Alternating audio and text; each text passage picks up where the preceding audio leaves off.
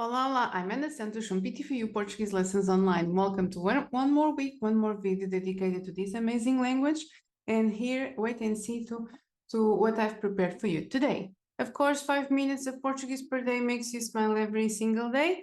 I hope you make also this idea that you join with me in this idea. It's step by step. It's always hard, but that's why it's so fun. It's so much fun to learn this language and especially to be part of this community.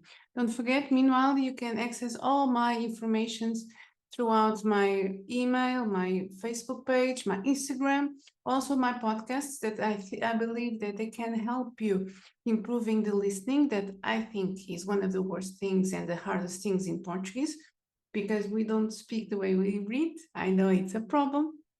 And here we go for our moment. Today I prepared something that you have the equivalent in English, you have the equivalent in all languages. I'll just put it here because usually I tend to say that you don't have these things in your language, you don't have the grammar, you never had to study. Of course, it's our language. But just for you to know that especially for those who had studied also English, this idea, this parallel of the direct speech or indirect speech, first the idea is when I'm speaking and when someone is replicating what someone said, so it is said that something is exactly what today will go. If you look, and for those who think in English or studied English, basically is really the kind of the same things. We look at the verbs because at this moment in my YouTube channel, you find all the informations regarding the equivalence of the verbs. So if you don't remember today what's the imperfect, what's this or that, you can have a search in this YouTube channel, and for sure you'll find an answer. And then small words that those can be more interesting. The small words that have a connection in between the direct speech and the indirect speech. So first we'll start with the tenses, the different tenses. So what you have here is a simple table that shows you what's the equivalent. The present goes to the imperfect. The perfect goes to the pluscuperfectum compost. And the future goes to the conditional. If you think, this can be tricky, but if you think about the timeline, and next week I will give you a little more examples. If you look at the timeline, basically you step back one different tense.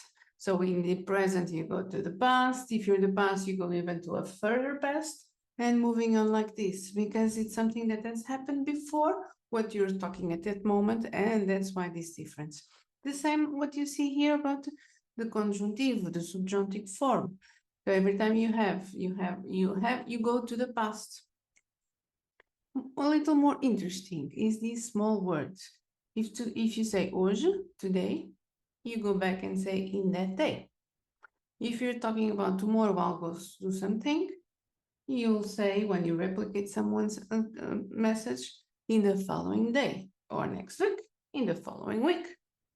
Then you have the place. You have here, goes there, and cá, goes there. So example, aqui and cá, for those who remember, they mean exactly the same things. They're synonyms in Portuguese. They mean here. And of course, then you have both the equivalents, ali e lá. So as you see here, you have some options. Next week, I will continue exploring this. So my invitation for you is to continue following me. For next week, I'll have some examples, some situations that you use this every single day. And don't forget, anyone who has never made a mistake has never tried anything new. So that's what the idea. Keeping in touch with me. I hope all these videos may help you. Also, I'm always available to answer your doubts, so please send me an email or something, and I will be here, always trying to help you smiling. Don't forget, have fun. Ciao, ciao.